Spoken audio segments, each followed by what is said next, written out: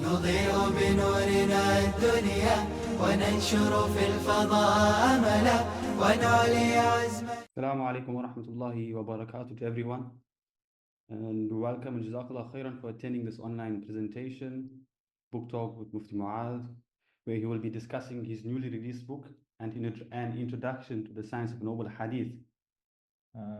My name is Mufti Muhammad Patel, and I will be your host for this evening. Currently, I am the team leader at Al-Maʿrifah. For those of you who don't know about Al-Maʿrifah, Al-Maʿrifah is based in Durban, South Africa. And our primary vision is dedicated to the development and academic advancement of ulama. Our center has a few different departments. We have the research department, education department, and publication department. And the goal is to produce and disseminate research, to host specialized courses, and to assist in academic publications. We ask that Allah subhanahu wa ta'ala give us a tawfiq and the ability to achieve our long-term goals. Before we begin, it gives me great honor to introduce Mufti Mu'adh. Mufti Mu'adh completed his alim course at Jamiatul Ilmi wal Huda in Blackburn, UK, studying under great scholars such as Mufti Abdul Samad Ahmad, Mufti Shabir Ahmad, and others. After completing his alim course, in 2015, Mufti Saab traveled to South Africa to study Ifta and Takhassus al-Fiqh under the great Mufti Ibrahim Desai Rahmatullahi alayh. Upon completing his Ifta in 2017, Mufti Saab traveled to Benoni in South Africa to study Takhassus fil Hadith with Mufti Muhammad Bana Saab. Currently, Mufti Saab teaches Fiqh and Hadith at Jamiatul Ilmi wal Huda. He's also the founder of Islamic Knowledge, which aims to provide access to traditional and academic courses on various Islamic fields for the Muslim community. The format for tonight's presentation, Mufti Mu'adh will present on his book for about 45 minutes. He will discuss two major themes or topics. Firstly, he will discuss his book and different aspects related to his book. And secondly, he will discuss the authoring process and what it takes to author a book. Inshallah, after the presentation, we will open up the floor to questions and comments. Also note this session is being recorded and the recording will be shared at a later stage, inshallah. Without further ado, please join me in welcoming Mufti Mu'adh. Assalamu alaikum wa rahmatullahi. Mufti Saab, over to you. Jazakumullah khair ahsan jazak, Mr. Muhammad. Jazakumullah khair ahsan jazak for even organizing this. I can't thank Al-Maʿrifah enough. MashaAllah, we'll speak a little bit more about Al-Maʿrifah and the work that they do because I do know them on a personal basis.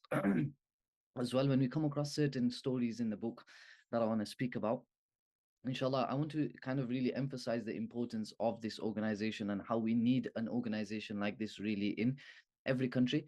If anyone has read, I'm sure everyone has, who hasn't, Mufti Yusuf Shabir's, mashallah, portals, his travel journey, or what do you call it, travel logs on his Islamic portal. So the one where he goes to South Africa, in one place he does actually visit Al-Maʿrifah. So read up a little bit about that one as well. It's only a short paragraph that he's mentioned there, but I do hope to expand a little bit more in this presentation as well when I speak about a certain part of the book. But Bismillahir Rahmanir Rahim, nahmaduhu wa nusalli wa nusallimu ala rasulihil kareem, amma ba'd. And jazakumullah khair wa jazak for attending. First of all, I don't want to take too much time. I want to get straight into this. So this is a book. It's titled An Introduction to the Science of the Noble Hadith. You could call it Al-Madkhal ila Ilm al-Hadith al-Sharif is the Arabic title that we've used. The title, the front cover does have a little bit of Arabic and English, and therefore it can make a person think that the book is in Arabic. The book is totally in English, and it is actually a very, very easy and simplified English, and inshallah it should be accessible for everyone. So firstly, I want to start off with speaking about an overview of the book itself. Alhamdulillah, a number of people have actually got a copy of the book already.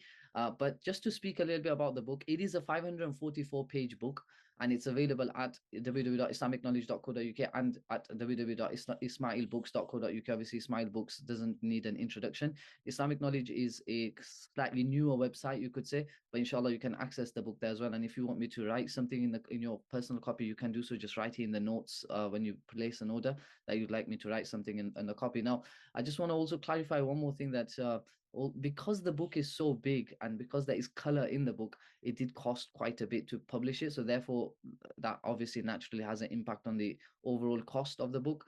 But inshallah ta'ala, I think your money will be well spent.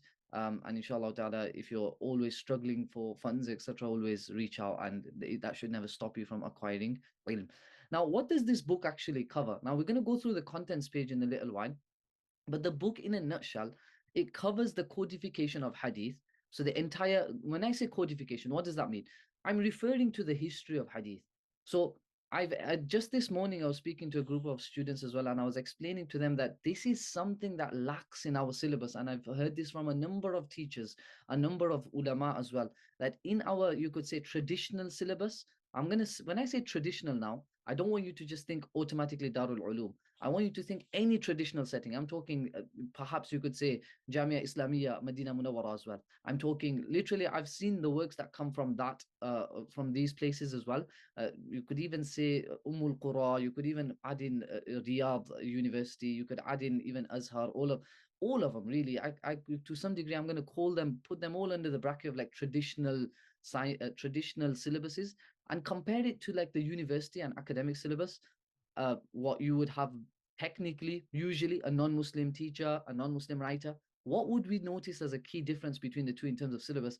You will see the emphasis that they have, the non-academic or non-traditional, syllabus.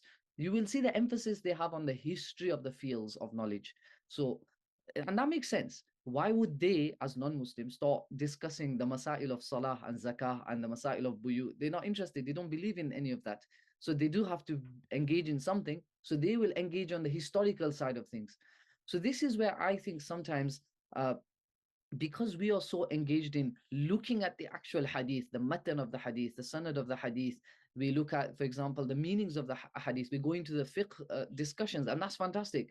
But I think a key step has been lost, and that is the actual history behind these fields. And you might think, well, what's the point? We can do that afterwards. I remember I had this discussion with someone, and they said to me, we can just put this in the side as a side reading and the students can just cover it as they're going through the actual book, like whatever they're going through. Like, for example, if they're going through Mishkat, they can actually study Mishkat itself, but on the side they can study the history. They weren't talking about this specific book. This is a conversation I had many years ago. So the problem I have with that as well, with the idea, what am I speaking about here? The idea that you can study the history of these fields on the side and keep the actual core lessons all to do with the actual content. I think that's still not good enough. I think the history of the science needs to be studied with the science itself. And the reason why is because you will learn so much about the developments within the actual science by studying the history behind it. And just this morning, I was speaking to the students and I was trying to give them some books for every single field that I would recommend for what you should try to read. Now, I want to give a slight disclaimer. Unfortunately, I'll be honest with you, my sense of passion is towards fiqh and hadith. So when I look at the books of hadith, yes, there are now loads of Arabic books that are coming out with regards to hadith and the history of hadith. We got Turkish revolution happening literally in terms of Arabic. We got Ahmad Sanubar and Kuzu Dishli and all of these guys. It seems like the Turks are really leading the way on this, I have to be honest. Whereas when you read for example, there's a book called Al-Madkhal ila fi Tarikh Sunnah by Dr. Ahmed Hani Faqih. This is a book that's quite prominent, by the way. It's part of, I think, Jamia Islamia. I know it's part of their syllabus, so I know students there read it. I mean, you read it and it's so like, I'm not trying to be like harsh or rude, but it's so basic. It's so like, this is so like going with the mainstream. It's not questioning any ideas, which if you go into a university setting, they will just give you ideas that you will question. For example, things that you've always understood to be true. For example, a good example of this, by the way, I'm not talking about them making you question philosophy and aqidah issues here. I'm talking about historical things which you always thought were 100%. Like, for example, the command of Umar ibn Abdul Aziz to kind of codify all the hadith, that it was Umar ibn Abdul Aziz who told the muhaddithun of his time that start writing down books and start compiling books on hadith. So this idea we've always understood. I mean, go into the 6th year classroom of any traditional setting, or even you could say if you're in a university, Islamic university, you will see them mention this as though it's 100% a fact. Whereas these guys will come and just critique that, and they'll show you that, is that 100%? Does the evidence stack up? So with the Arabic books, they just go with it as though, yeah, that's a given. But now, mashallah, recently, even in the Turkish world, you notice people like Sanubar, even in his book, Min al-Nabi Sallallahu Alaihi Wasallam al-Bukhari, he questions this idea. Again, my point is not whether this happened or not. That's not the point. The idea of that critical element that comes in with some of these academic writers, unfortunately, is coming more from their world, but they are coming from a non-Muslim side. So we need to be really careful reading their works. So with these fields, the various sciences in Islam, we are noticing that the tarikh, the history of these fields is really important. And that is an area where writing in the Arabic language or even in the English language from a traditional perspective is lacking. Is lacking greatly, to the extent where you could say that in certain fields, like even fiqh, that's what I was talking about. We've got al-Fikr al-Sami fi Tarikh al-Fiqh al-Islami of al-Hajawi. You've got some madkhals that have been written, early madkhals, you could say, written during Hajawi's time. There's a book called Fiqh Tarikh al-Fiqh, where he speaks about all the different books that have been written on the history of fiqh. Honestly, the Arabic books, you pick them up. Hajawi's is okay, alhamdulillah, I've read it. It's decent. There is some, critical element in there, but you can see it's still lacking so much of those kind of, you could say, social research where they're actually going into. And this is now an area where you could say writers that are coming from a more academic background, but they're still Muslim, we can read their books. So the likes of Sheikh Suhail Hanif and Salman Yunus and these guys, Talal al-Azam, we can read their books, and we should. I think we should read their books in our Dars in Nizami, in the sense that it should be part of the syllabus, in the sense that side reading, if you want to put it like that, that's fine. But at least the Muslim writers, they will write with a sense of, at the end of the day, this is the deen that they're writing about. They'll have a sense of consciousness towards Allah subhanahu wa ta'ala, and you'd rather read their works instead of just sticking to the Arabic ones, which are not going to open really up much of the dialogue. So this book is kind of trying to do that, is kind of, but it's not going too academic, because when you read some of the works of, and I've got to be blatantly honest, the likes of Sheikh Suhail Hanif and Salman Yunus and Talal Azam, some of our students would just find that language a bit too challenging. So this book tries to kind of simplify everything, not even give too much references to their works so that you don't get overly confused, but it just draws attention to some of them. Now, the book also shows you the process of finding a hadith, and it introduces you to all the various genres of hadith.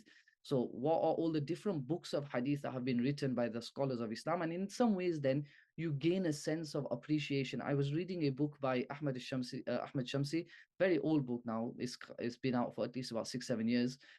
It's rediscovering the Islamic classics. I remember when it came out, it was like a really big thing, and I got a copy of it. And mashallah, it is a really good book. But in, I think, the third or fourth page, he mentions that the Islamic literature, I could be misquoting him, and I may have misunderstood what he was trying to say, because I'm not an expert.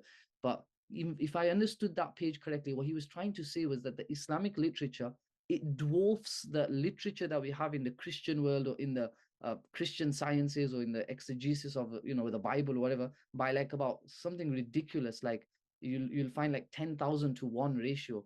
So that's the amount of effort that went into writing. And it makes sense, right? Because for about 15 centuries, Europe was in darkness, so to speak, and all the main works and effort was happening at the hands of ulama and at the hands of Muslims. So there wasn't just a progression in terms of sciences, in terms of biology, chemistry, physics. We know Muslims excelled in that in those early periods, but it was also in the Islamic sciences. So we need to kind of it's kind of like a tajdeed, is to kind of go back to those works and see, okay, what can we do to bring those works back into our lives? And how many students even know about all the different works that have been written by the muhaddithun? And I would say, when you are walking into a library and you are seeing all of these books written by these muhaddithun, you are literally walking into a graveyard. Like, these are all living, like they are those books are waladuhul mukhallad. That is that person's everlasting child that he's left in that library of yours for you to have a look at. And you are talking to that scholar, and if you're abandoning those books, you don't even know any names of some of the early books of the muhaddithun. Technically, we've abandoned them.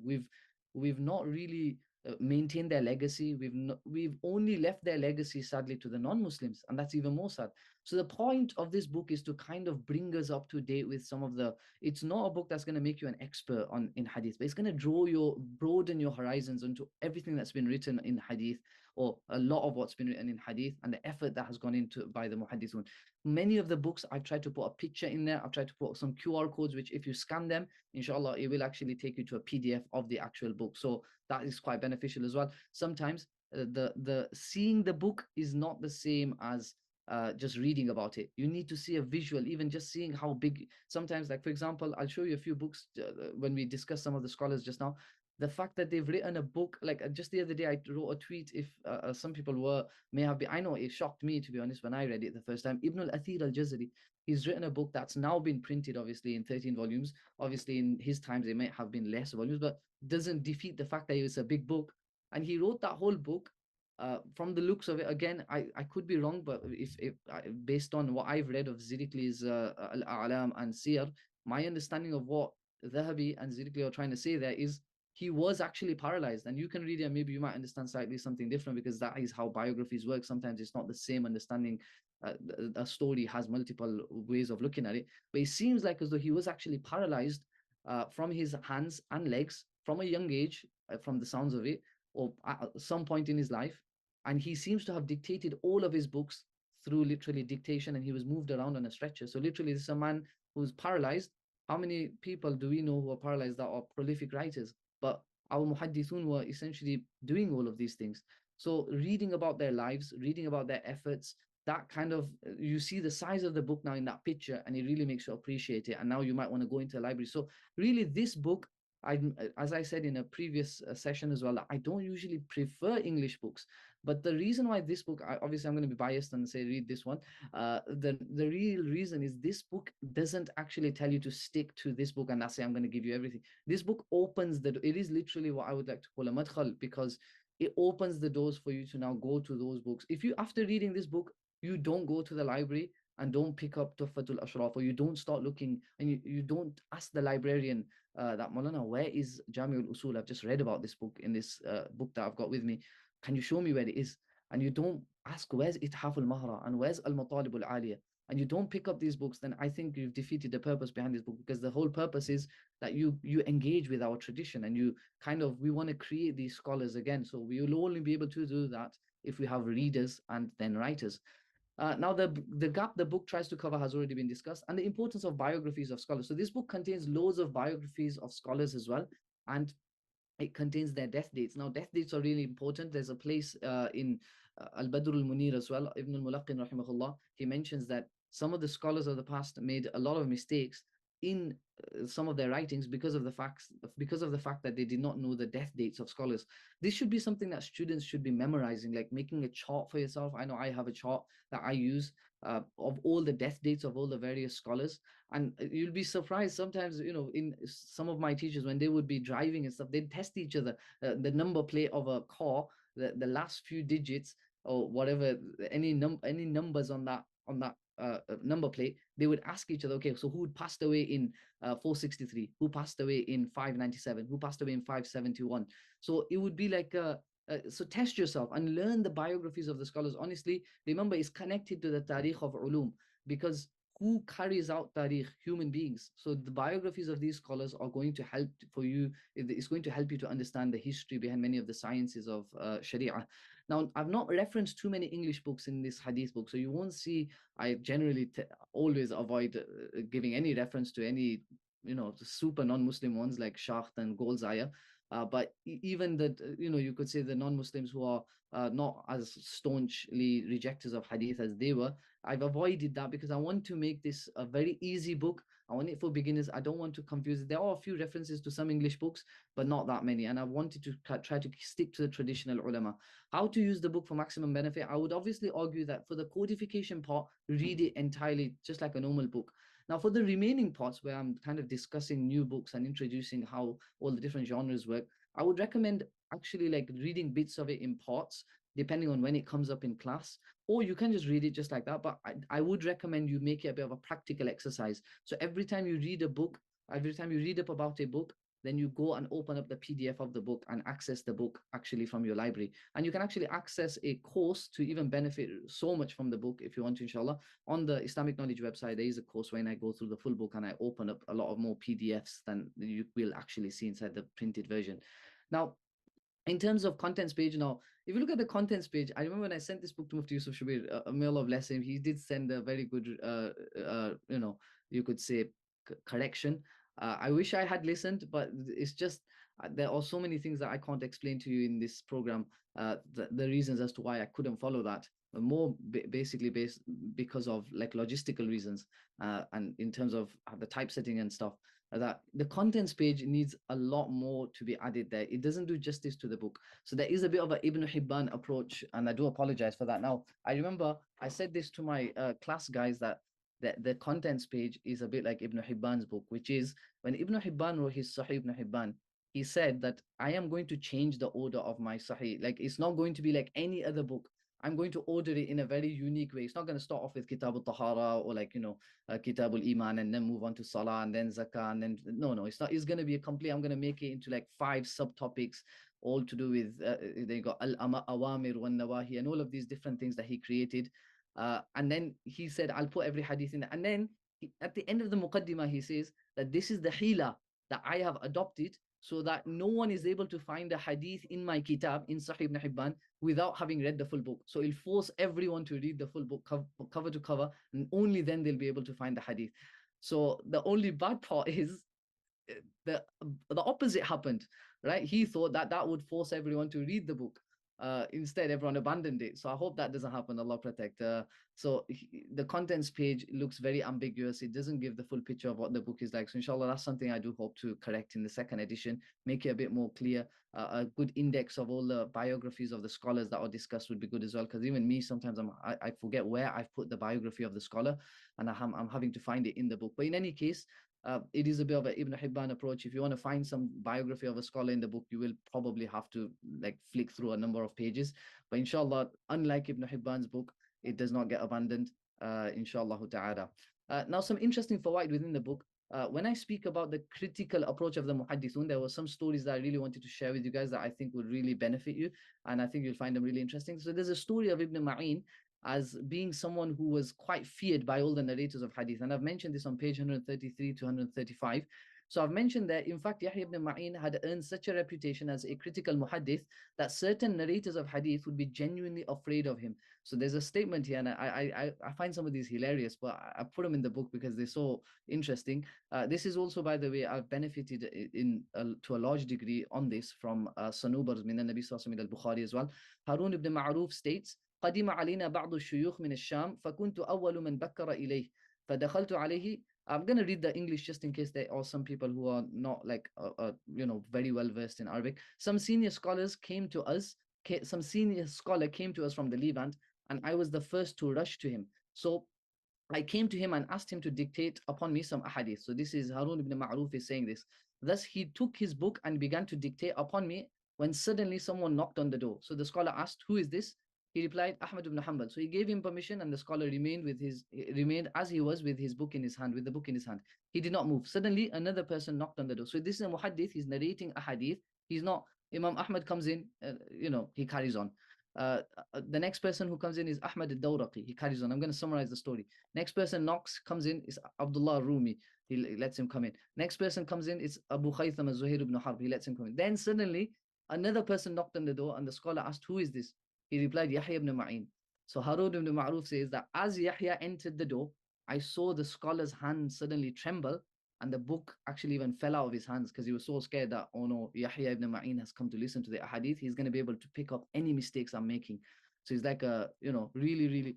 So the fear of being exposed by the critical muhaddithun was so real for a narrator of hadith that once Khalaf al-Bazzar had acquired and written a hadith from the famous muhaddith Hammad ibn Zayd. However, after writing the hadith, Khalaf later noticed that certain parts of the parchment were not entirely legible. Like, you can't read certain bits. So Khalaf and his friends, they deciphered the writing. But now Khalaf is scared that, okay, we kind of deciphered it ourselves. So if we make a mistake, Yahya ibn Ma'in will expose it straight away.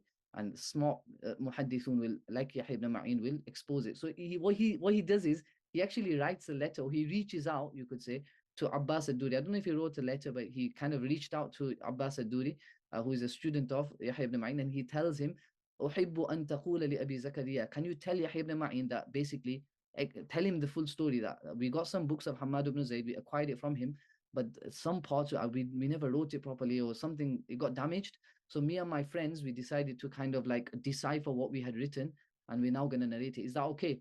Now that itself would show to Yahya ibn Ma'in that this is a reliable narrator. Why? Because he's being so honest. He's saying, look, if there's a mistake, it's not from me. My memory is good. It's just that basically it's got damage, like natural damage. It's not my fault. So Yahya ibn Ma'in is actually kind of like happy with that. He said, no, no, no problem. You can narrate it. We know you're a reliable narrator. But that just shows the kind of like it wasn't like a kind of dead environment where you could get away with anything. People were scared. People were scared of the muhaddithun, so to speak.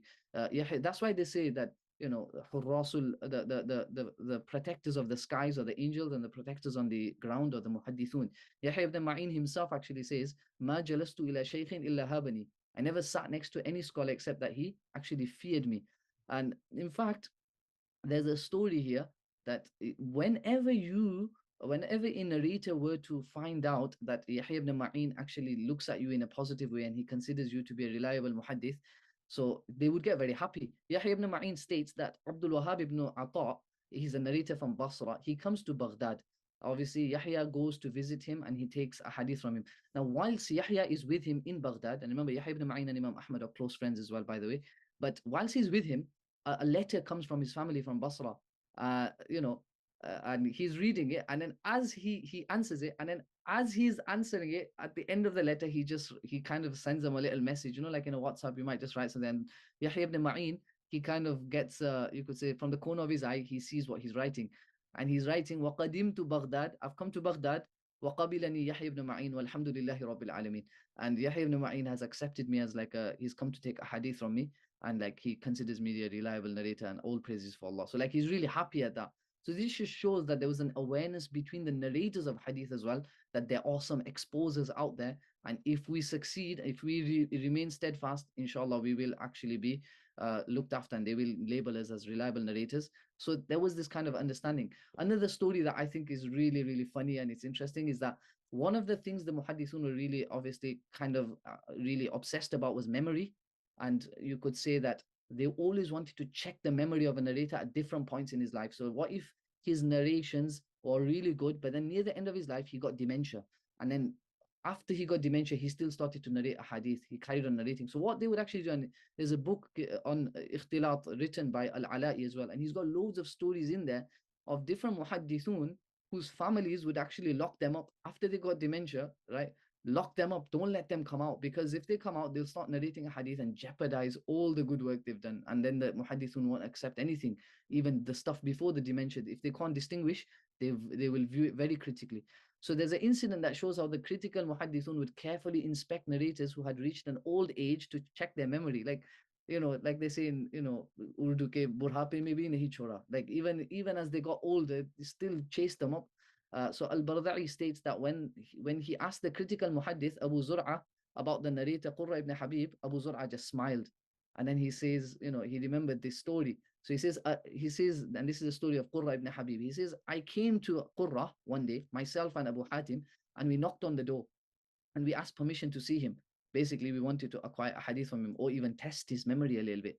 When he came close to the door to open it for us, we heard his daughter behind the door telling him that, my father, don't, يا أبتي إن هؤلاء أصحاب الحديث ولا آمن أن يغلطوك أو يدخل عليك ما ليس من حديثك فلا تخرج إليهم حتى يجيء أخي تعني علي بن قرة. That, these are the أصحاب الحديث.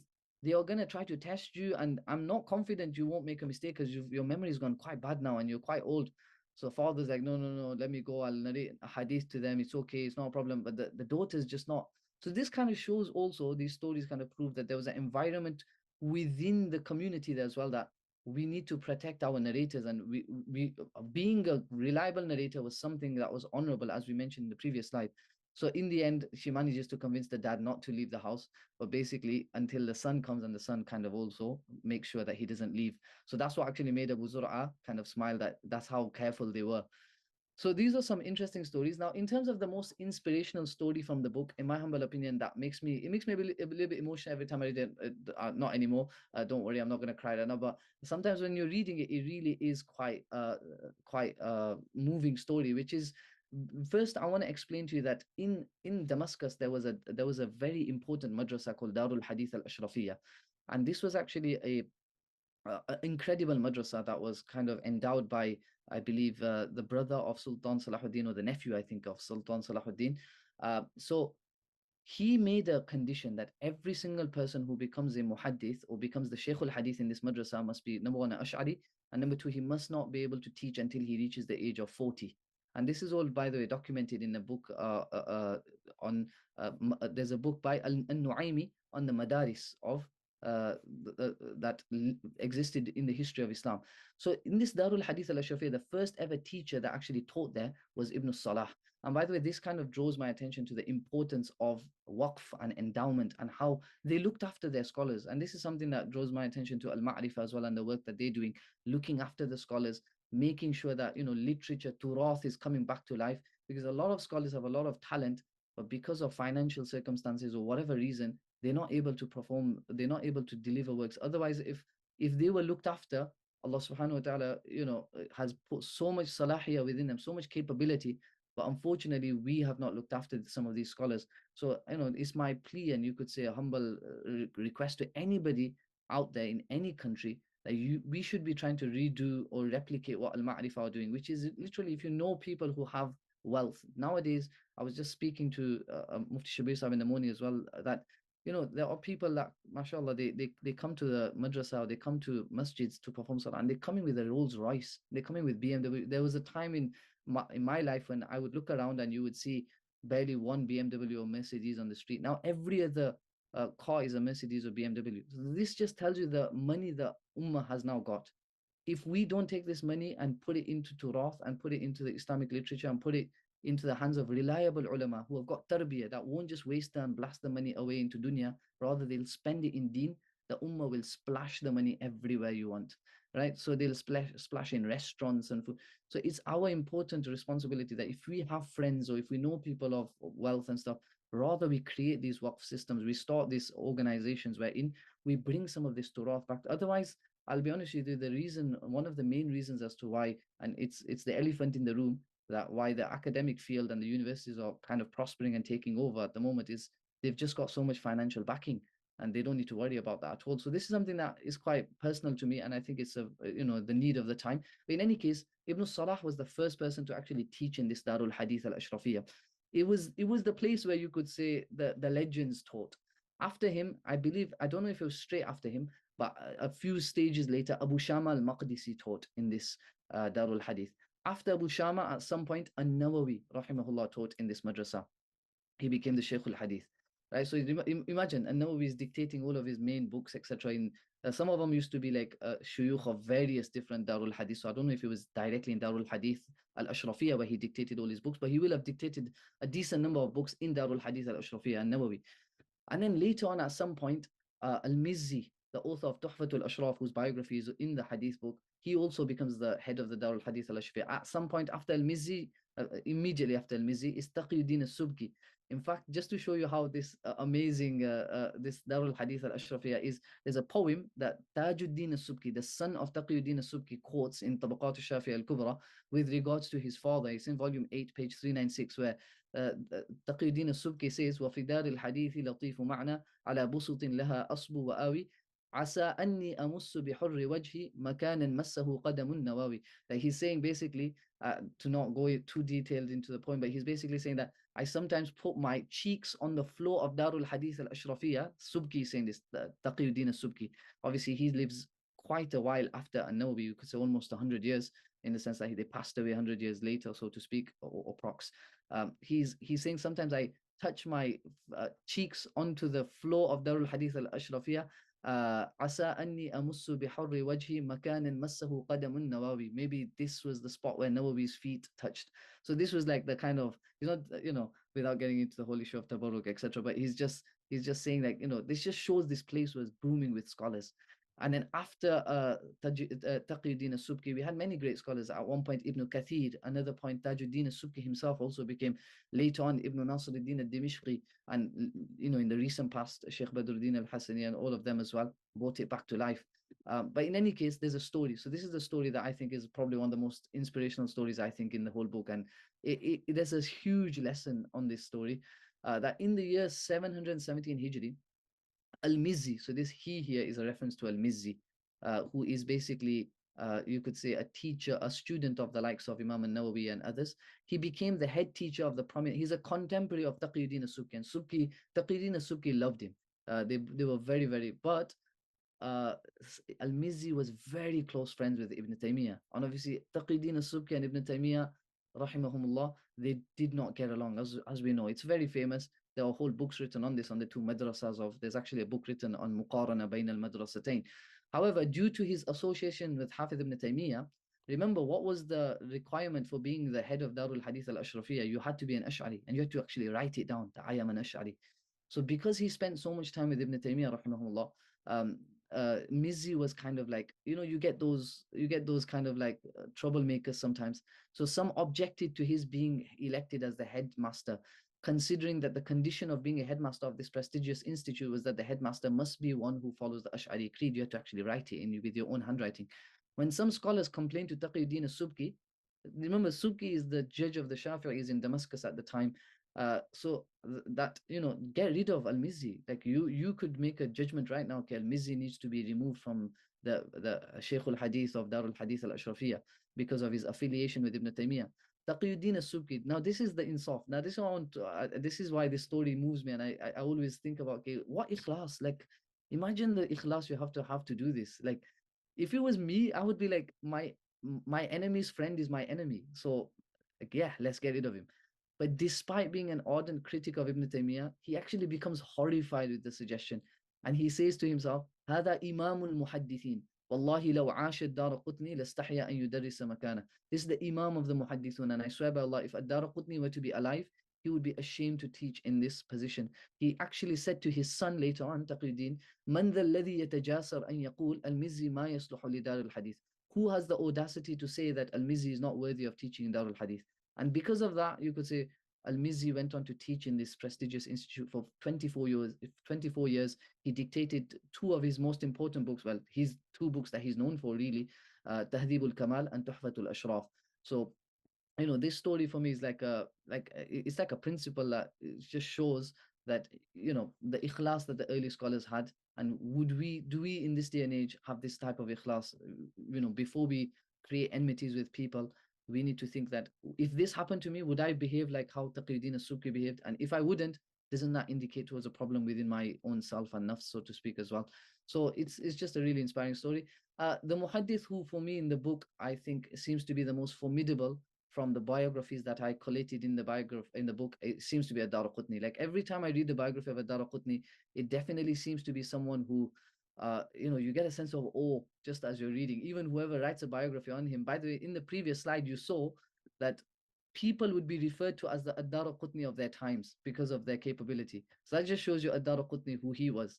That if other people, like Al-Khatib was also referred to as the Ad-Daraqutni of his time. So that should speak to you of what type of a scholar he was. And this is important because sometimes when students go into a final year, they hear a Sunan Daraqutni has weak ahadith. So they think, oh, Daraqutni must be just... But the reality was, this man was an absolute genius. So there's a story here. I'm not going to go through the full story, but it's on page 205, not the full biography, but it's just a story here. Al-Khatib records that when Ad-Daraqutni was young, he attended the gathering of Ismail al-Saffar. Whilst the gathering was going on, he was writing his own book. So he's writing his own book and the gathering is going on. A bit rude, right? The attendees turned to him and said, you cannot acquire sama of a book whilst you're writing your own book. What's going on? He replied, my understanding of a dictation is different to yours. So the attendees probed, have you memorized what the teacher has dictated until now? Like, are you good at multitasking or something? So Daraqutni says, Amla thamaniyata ashara hadithan. From the top of his head, he goes, he's dictated 18 hadith. The first hadith is this, and the text is this. The second hadith, the chain of narration is this, then the text is this. So, this is just the memory of Ad-Daraqutni. In fact, Al-Khatib al-Baghdadi, when he visited, when Sa'id al-Mu'addib visited Al-Khatib, he asked Khatib al-Baghdadi, are you Hafiz Abu Bakr? He said, Ana Ahmad ibn Ali al-Khatib. Intaha al-hifz ila Ad-Daraqutni. So, even, in fact, Ad-Daraqutni, he was so aware of himself as such a talented muhaddith. He actually, when he was asked, have you seen anyone like yourself? He actually said, إن كان في فن واحد فقد رأيت من هو أفضل مني وأما من اجتمع فيه ما اجتمع فيه فلا.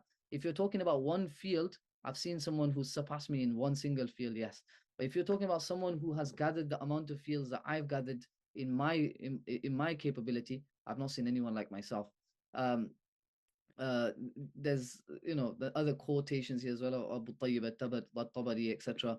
He was known for mastery in qira'ah, to the extent where his book in qira'ah recently there was a kind of claim as well that the book has been found. Wallahu alam if it's true. His book in qira'ah is considered like a pioneering book in the field. His prolific memory of poetry, his abilities in lugha, his fiqh as well. He was his sunan. Khatib al-Baghdadi actually says that his sunan yadullu ala ala fiqhi, ala tabahurihi fil fiqh. To that effect, he says that it indicates his capabilities in fiqh. So anyway, Ad-Daraqutni is someone who I really, every time I read this, and anyone who can try to take on al-Bukhari is definitely someone who is someone formidable, and definitely the person who responded to Ad-Daraqutni, Hafiz Ibn Hajar, is as formidable as well. So Ibn Hajar is another one where every time you read his biography, you're reading someone special, and someone who's basically taking on someone who's taken on Bukhari. So it's a really, and it kind of shows the critical approach of all of our muhaddithun. They were not afraid to kind of critique each other. They were not gullible or sleeping in any shape or form. Now, the most beneficial book in this book, inshallah, that I think a lot of people don't know about, and I'm not going to go too much detail into this book because we've got limited time and we do want to do a bit of a Q&A, is this book here, Jami'ul Usul al-Tis'a of Salih Ahmed Ash-Shami. I think this book really needs a bit more attention. I've looked on a few. I looked on Safinat al-Najat. I noticed it's sold out there as well. I don't know if Zakaria Books or Ismail Books have it. Wallahu alam, or any of the other booksellers. You can have a look. But honestly, I think this book is actually really good. If you think about the different books that are written in that field and how this book really ticks all the boxes. For example, it's got all of the Kutubu Sitta, and along with that, it's got Musnad Ahmad, Muwatta, and Sunnah Darimi. Now, you might think to yourself, well, Jami' al-Usul does that as well, of Ibn al-Athir, but the order of Jami' al-Usul will put you off, and you'll struggle to find a hadith in there at times. And not to mention that Jami' al-Usul doesn't cover Musnad Ahmad. We don't have a good book that combines Musnad Ahmad with Kutubu Sittah, not beyond Kutubu Sittah. We've got Majma' al-Zawaid, and that covers beyond Kutubu Sittah, but a good book that covers Musnad Ahmad with the Kutubu Sittah in an organized manner. And along with that, it gives you, like you could say, authentication of or rulings on hadith as well. He's got two books. He's now got one called Ma'alim al-Sunnah Nabawiyya, but this one is actually better, I think, because it combines, he hasn't taken out any hadith. He's presented all of those 9 books, and then you also get rulings, right? Except for Bukhari and Muslim. So he maintains that respect as well for Bukhari and Muslim. So you notice the chapter is Babu Qiyam. By the way, this is all from the hadith book. So you'll get like a chart like this that sometimes shows you how to use a book as well. So you can see here, Sifatul Qiyamah, Babu Qiyam al-Sa'a ala Shirar al-Khalq. And Abdullah ibn Mas'ud, if you are, for example, preparing for lectures or whatever, if you're just reading a book, you want to just read a book that has a hadith in there. And if you know the importance of Musnad Ahmad in terms of a hadith book, it cannot be understated how important Musnad Ahmad is. It's not a hadith book that has weak hadith, like it's just full of weak hadith. It's a very important book. Musnad Ahmad's importance cannot be understated, especially due to the size of it and the level of the hadith within it. So you've got all of these ahadith into chapters of fiqh, then it's so well organized. There's not going to be any repetition as well, as much as possible. It's going to have rulings, ruling on the ahadith. Along with that, if you want to find it from the original book as well, you can check. It's from Hamim. It's basically, this is the number. You can go back to the Musnad Ahmad. So this is a book which I think needs a bit more attention. And he's got a Zawaid books written up, but his Zawaid books are not the point here. It's more about his Jami' Usul al-Tis'a. I think this is a really like good book, and I think everyone should have it, inshallah. It's a really, really beneficial book. Now, the last bit that we want to discuss, inshallah, before we open the floor to questions, inshallah, is the process involved in authoring a book. So this is a question that a lot of people ask, especially like because I sometimes release some YouTube videos, and the notes sometimes make people ask that, by the way, those notes, they're not all my efforts. They basically mean Allah Ta'ala, in the sense that if Allah wills, he could take that away. So I request your du'as that, we must thank Allah every minute that we're able to even read a kitab. But one of the things that I want to mention here is that alhamdulillah, through the blessing of my teachers, and I must thank them, because I wouldn't have ever even got anywhere close to Sheikh Awama if it wasn't for them. But alhamdulillah, I managed to visit Sheikh Awama in Turkey. I've not studied under him, by the way, so I just want to clarify that I'm not a student of Sheikh Awama at all. I'm a student. My teachers studied under him. So when we were with him, we got to see his books in his library. And everything that I noticed was that one of the most common things I noticed that he writes in the front cover of every single one of his books. And the two books that I noticed he wrote the most notes for, like it was just endless.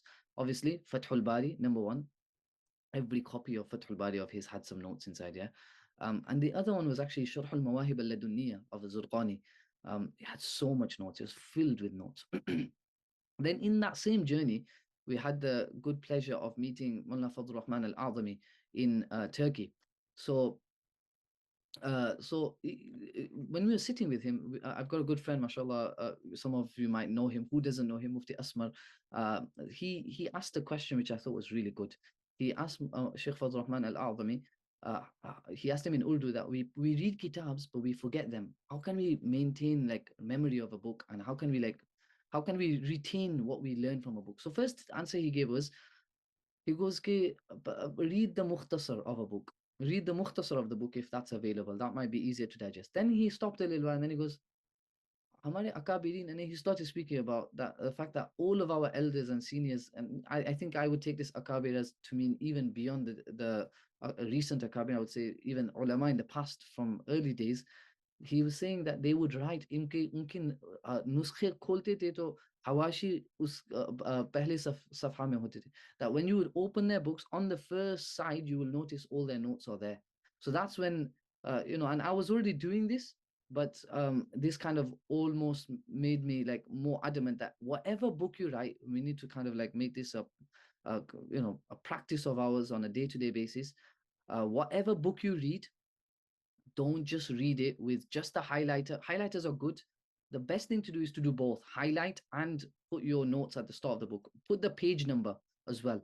And then along with that, you can highlight if you want to. But I just think highlighting on its own, honestly, even if you use different color highlighters, brilliant, go for it. But really, at the end of the day, you want a one-shot kind of snap image of, this is everything I need to know that's important from this book.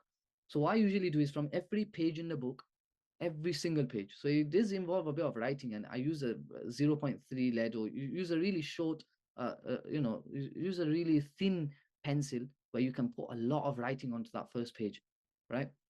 Or you can type it up, but then you're not always going to have access to a computer or phone. You might be reading on a journey or on a plane or something like that. So what you want to do is on every page, at least 2-3 important points you should be writing down at the front. So in that way, you are actually summarizing the whole book. But because your summary is happening like slowly and over the gradual period of your reading of the book, you won't actually realize that you've done a lot of work. Actually, you've actually summarized the whole book at the start of your copy. But because you've been doing it slowly, some pages you might not want to make any notes. It's like, oh, it's all repetition, it's all coming there. But sometimes you'll notice, oh, that's an interesting point, or that's an interesting point. So, and then I had the good pleasure of speaking with a student of Sheikh Hatim as well, Sheikh Sharif Hatim Al-Auni in Makkah as well. He said he does the same thing. And then there's an interview of Sheikh Ahmed Ma'bad on the internet, on YouTube, and كيف يقرأ Sheikh Ahmed Ma'bad, that's what the interview asks him. And obviously he speaks in his crazy, not crazy, but like that really difficult Egyptian dialect, but you can work out, he's saying exactly this point that, and he actually even says that when I run out of space, I put an extra page in between and I write it on that page. So this is a tried and tested method, and I would say stick to this. There are so many new methods that are coming out of making notes. They're also good to do, but I just think this one works. And Sheikh Abdul Fattah actually describes this kind of method as Jam'un Nadir ila Nadir, in the sense that, not this exact method, but the idea of when you're writing a book, don't just start writing straight away. Like what are you writing if you've not read enough yet? So you need to spend time reading first. But as you're reading, that book is at the top of your mind. Or you could have 3-4 books that you think, you know what, if Allah ever gives me a life, if Allah ever wills it, I'll write a book on Usul al-Tafsir, for example. Yeah. Now what, because you've got a passion in that field.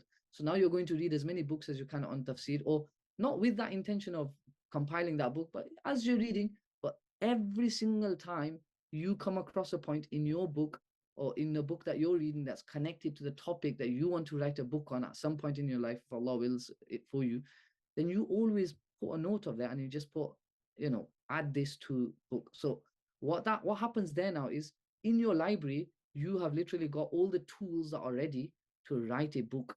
Literally, you just need to read the front cover of your own copy and you've got all the notes there. So this is how Sheikh Abdul Fattah used to write books like Safhatun min Sabri al-Ulama. How do you think he came up with all these? Do you think he actually like randomly just like found all these stories in like 1 year? No, it's like a collection of years of mutala. He just goes back to and he thinks, right, okay, do you know what? I need to write a book.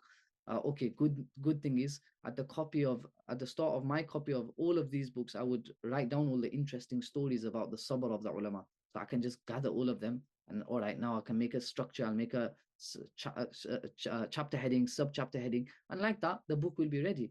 But it still won't. You still won't. You can't rush the process. So it still takes over 3 years.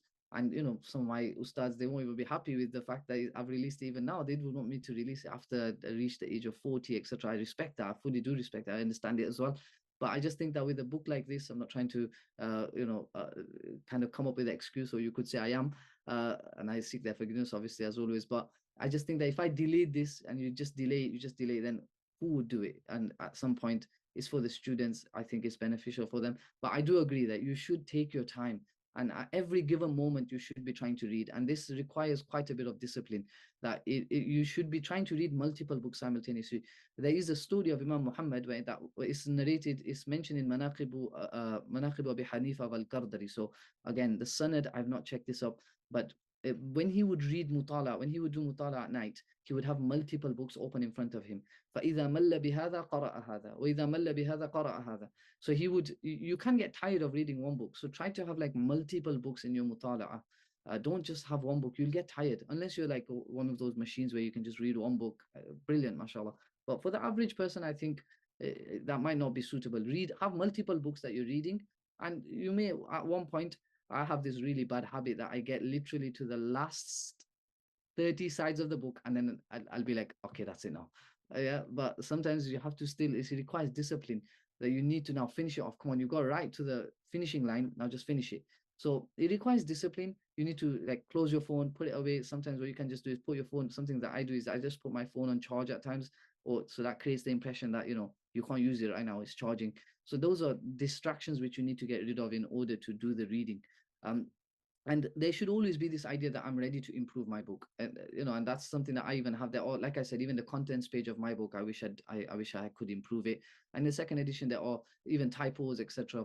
We've alhamdulillah picked up quite a few, like in the sense that, alhamdulillah, no major ones, but I knew they would be there.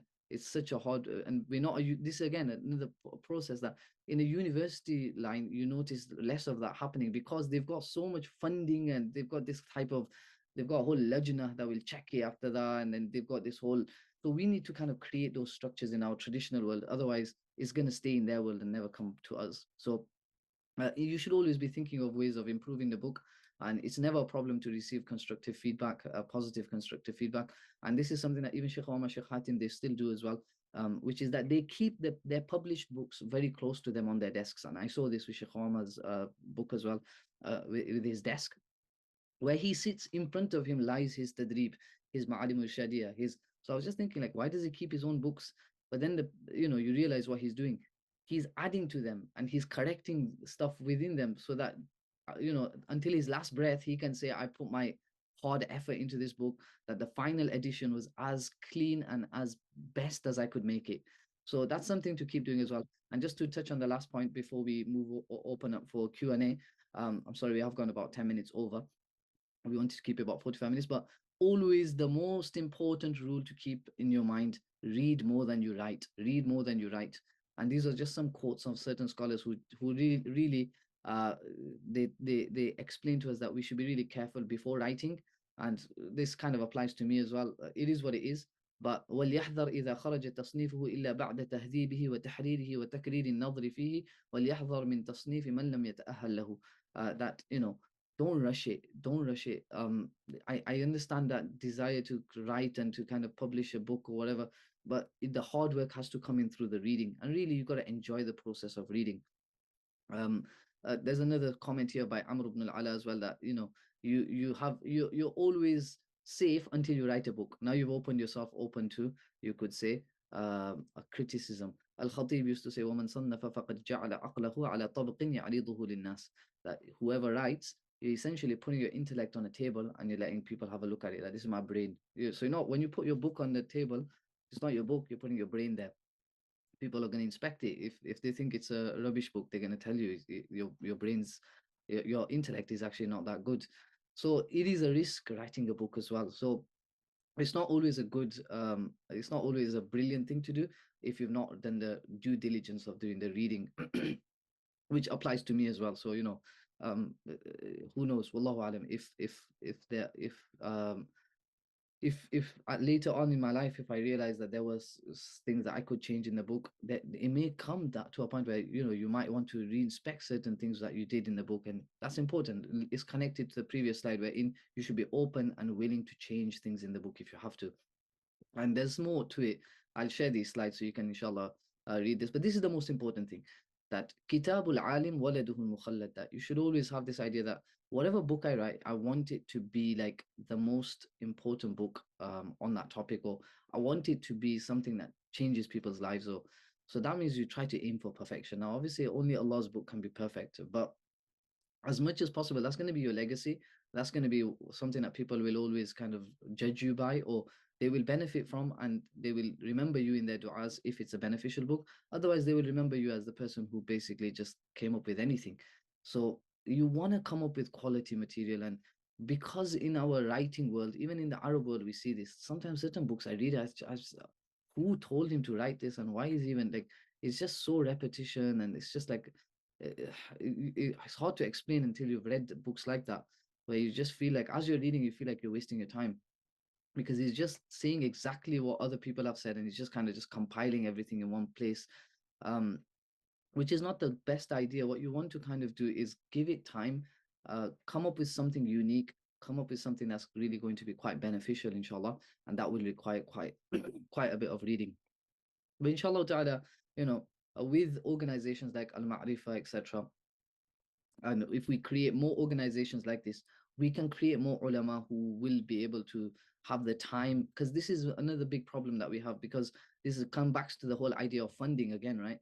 If an alim is spending most of his time teaching and doing imamate duties, etc., which are amazing duties, and they are more important than any of this stuff, really.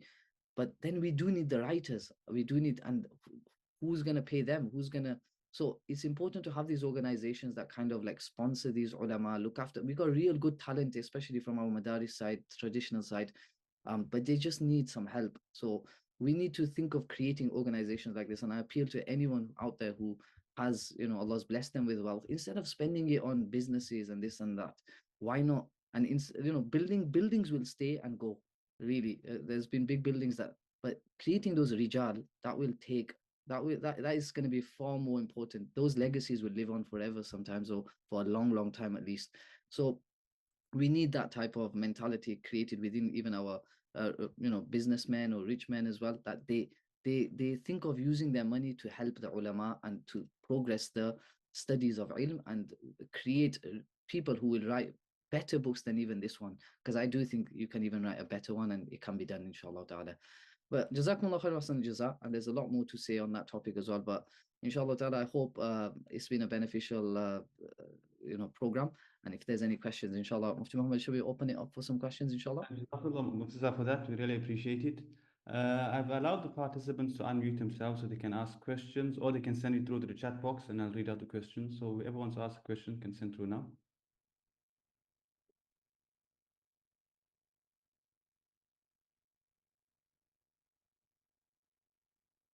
Mustafa, one thing you said, the book is in South Africa. Where can the South African ulama obtain the book from? So I think Mufti Hussein Khadudia should have it, inshallah ta'ala. Inshallah ta'ala, Mufti Hussein should have it in Durban. So At-Tahawi Books, I think, is the. Someone's asked a question, what's your opinion on Sheikh Ahmad Ma'bad? To be honest with you, when Yahya ibn Ma'in was asked about Abu Ubaid al-Qasim ibn Salam, he said, you ask Abu Ubaid about us, not ask us about Abu Ubaid. So the same thing I would say, I can't even give an opinion on Sheikh Ahmad Ma'bad, such a great scholar. But if you're asking like in terms of his tahqiqat, again, there are more talented scholars than myself who will speak more about his abilities and stuff. But I would say he's probably one of the most important muhaddithun of our time, if not, the most important, but one of the leading scholars in terms of tahqiqat and in terms of the rijal that he's created as well, his students. Incredible work. And he's very, very, very meticulous. If you just read his book, Al-Hafiz al-Iraqi wa Atharu fi Sunnah, you'll see who he is, or his print of the Sharah of Ibn Sayyid al-Nas of Tirmidhi. He's actually he's finished working on Al-Iraqi's Sharah of Tirmidhi as well, but he's just not printed it. He's super talented. Examples of his students. So it's mainly in the Arab world that you'll see some of his students, but I'll give you a good example of like what you can see from his students. Like the Al-Maqnas, all of this Al-Maqnas work that you're seeing, this is coming from his students to the extent where I would say even a lot of the people who are working with Darut Ta'sil, they are actually all his students. And a number of them will be his students. Every time, sometimes a lot of dirasas that you'll read. So when you say like example of his, some of these people I don't know, but his name turns up so many times when you're reading the Muqaddimah that I want to thank my teacher who, so he's definitely created a lot of people. What do you think of Allama Kashmiri saying he's more knowledgeable than Ibn Hajar in the meaning of a hadith? I think, to be honest, comments like that, we should just like, what does that even mean? Like more knowledgeable? Because again, without sounding like that, what's that guy called where he goes into every little word, but what do you mean by more knowledgeable? Knowledgeable in what aspect? And it's really not black and white like that. So Allahu Alam. Sheikh, which Imam excelled Imam Ad-Darqutni in that one field? I'm not too sure, to be honest. We'd love to. Inshallah, we'll ask Darqutni, inshallah, in the hereafter. What process did you use to choose a publisher of your work? Was it difficult, or did you already have contacts? Yeah, that is a good question, to be honest. That choosing a publisher for your work, I would say that nowadays, honestly, please choose whatever. If you are coming up with something that's beneficial for the ummah, choose a good publisher, someone that's going to make it aesthetically appealing, and someone that's really going to put a lot of like effort into the designing of the book. I do think even the typesetting of this book as well, that was my fault. That's not the designer's fault. That's not the publisher's fault, because I had to do the typesetting to a large degree. There's a long story behind that, but I would always make sure, please give attention to aesthetics. It's really important nowadays. It is what it is. You have to. So in terms of looking for publishers, I would say that, speak to contacts. You can always speak to, I think Mullah Ibrahim will always be open to listening to yourself as well, Ismail Books. And at least if he can't help you, he'll direct you to someone. Always good to, stay in contact.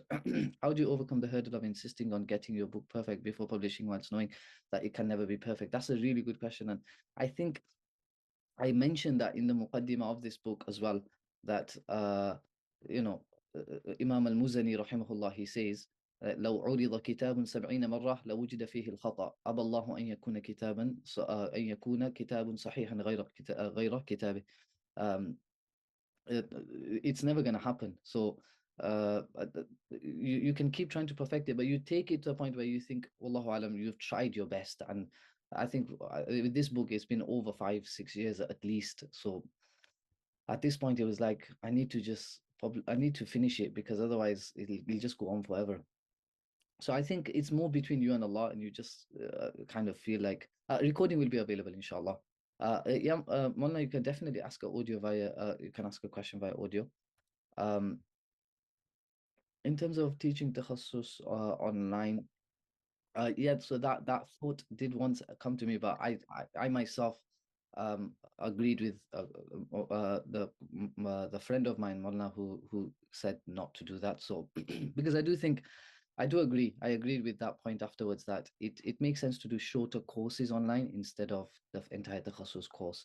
I think that should still stay on site, and it should still, and that's actually the same way I feel about the alim class as well. Like it should, but qadarullah, and we respect everybody who is doing takhassus online as well. It's very important to mention that we need to create a habit of not attacking other ulama, and trying to stay as nice as possible if we can, as much as possible. What are suggested fields to author in? Where do you feel the inefficiency is? Allahu Adam, to be honest, I'm not an expert on all the ulum, but I think one area that definitely needs probably quite a bit of work, you could say, is if you're speaking more from for our talaba, for like you could say in Dars Nidami with the traditional syllabus, I think Usul al-Tafsir is one area which all the books are in Arabic, and even generally like Ulum al-Quran, that whole field like is it seems to be really lacking. The history of the Quranic compilation and stuff like that, that needs a lot of work. Even myself, I feel it very like, there's still so much that I feel like I don't know about this. So there, that's one area where I think someone could do some good work, inshallah, like for our students.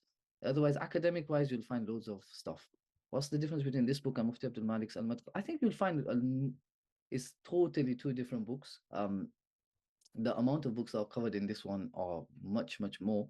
But in any case, I mean, for me to even insinuate that this book is in any shape or form better or even equivalent to Mufti Abdul Malik's, I'm not going to do that because that's a bit disrespectful. Mufti Abdul Malik is a living legend. So I don't know. Allah, I think the best way to is just get the book and compare it with Mufti Abdul Malik's and see if you think they're the same.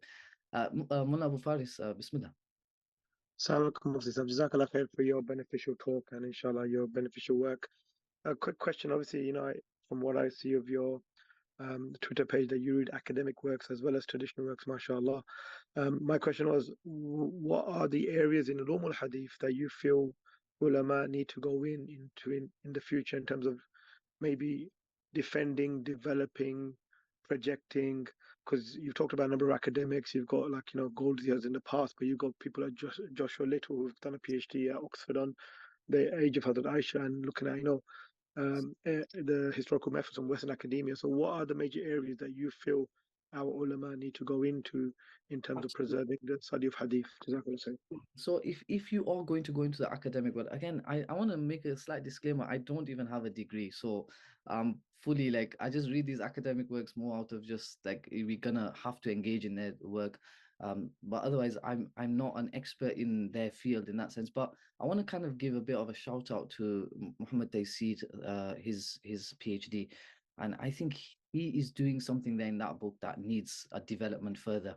So basically the manhajun naqd inda al-muhaddithin. I think that is now the because I think Mufti Muntasir as well, in a recent podcast, he mentioned this as well.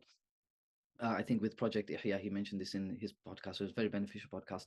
He did mention that we're at like kind of a stagnation, we're at a standstill, like where the West and the Islamic tradition have now like basically, we've kind of tried to answer each other's ishkalat, and now we're like, okay, where to now? Like we're at a standstill. I think the golden nugget could be the manhajun naqd, showing the kind of rigorous process of the muhaddithun, because sometimes we are just trusting the muhaddithun. Like you read something in the books of Ilal of Ad-Daraqutni, and Ad-Daraqutni says hada yukhti fulan. Now what we need to do now is like do a proper like an empirical study of why did Ad-Daraqutni say this person did khata. So this will now require full takhrij of this rawi, every narration that he's narrated, and prove that Daraqutni's statement is 100% correct. Like if you look at it analytically, not 100%, but like from a hadith perspective, obviously they have a totally different paradigm of how they work.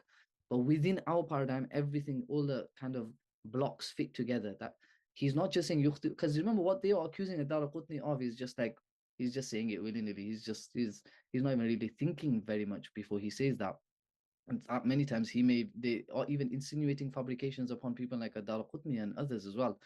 So we need to kind of show to them the yukhti'u fulan, and fulanun, he makes a lot of mistakes from this rawi, he makes a lot of mistakes from this muhaddith. We need to gather those riwayat. The only thing is sometimes gathering those riwayat is very hard. But basically gather those riwayat and show, look, and there's a good channel on YouTube. It's called Sharh Ilal Ibn Abi Hatim. And it's an Arab ustad who does it. And on the board, he'll draw all the asanid, and he'll kind of show to you. It's not perfect. It's not exactly what I'm trying to say, but like it kind of does show the manhajun naqd in the muhaddith on how it was working, and you check like it all adds up. Like the same person that Daraqutni is calling Fulan and Yukhti, when you check his narrations, they are actually always like he's contradicting everyone, or he's always tafarrud, he's always alone. So that's why he's calling him that. So that would kind of show how the muhaddithun were a lot more synchronized with the riwayat that were happening. They weren't just saying this in a vacuum. And then what Muhammad Taysir has done is taken it even a step further beyond that, I think, which is to compare compare that with the Western method and to just kind of show. And at one point, to be honest with you, the dialogue with them is going to lead to that point, which is they don't believe Nabi Sallallahu Alaihi Wasallam to be a prophet. So at one point, it's really hard to kind of engage with them. It's like engaging with someone who does not believe the Quran to be, because the Quran is a bit more easy in the sense that they can still say the Quran is the word of the Prophet, but it's just that the Prophet's a liar. Na'udhu billah. But when it comes to the hadith, it's a lot harder for them to accept that it's come from the Prophet, because at that point it's like, okay, well then this Prophet is not a liar. So it's very hard to kind of. But Sheikh Muhammad Taysir Safi is given in his Muqaddimah a few things that he thinks people could build upon his own thesis. So I can send you a few pictures of that, and maybe those could be areas where now we need to build on what he's saying there. The idea of testimony, and he's kind of really shown how the Western mind doesn't really look at testimony until like the late 90s or mid 90s. That's when testimony becomes really something that the Western mind really pays a bit of attention to. Before that, they dismissed it as like, how can you even trust it? Testimony. So it's really hard. We need to, it's at a real standstill. And I think Mufti Muntasir says that, and Muhammad Taysir says that as well. But Allahu Alam. Like I said, not a complete expert on this. Which takhassus would you recommend? Obviously, I would recommend the one I've been to, but there are so many good takhasusat. I would say at the end of the day, the teacher's always going to really benefit you, but it's going to come down to you as well as a student. How much are you going to be willing to? One thing I would say is the idea that I've always maintained, that one of like even Mufti Bana Sahib, etc., they always used to mention that don't read a book without reading the Muqaddimah. So that's something which, I was completely negligent of that. I'd just pick up a book and just start reading from literally Al-Bab al-Awwal or Al-Fasl al-Awwal, or stop that. Read the Muqaddimah, even if it's 50 sides, read that first. It'll give you so much of a better understanding of how books work. So that's something that I would just say, that it's down to you. It's not really so much the takhassus you'll go to, it's how much you're willing to read and put effort in.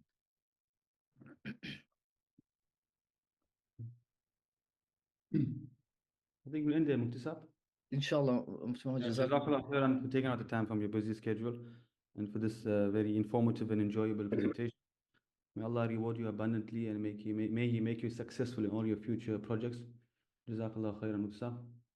Ameen. Jazakumullah khairan. Assalamu alaikum wa rahmatullahi wa barakatuh. Wa alaikum assalam wa rahmatullahi wa barakatuh.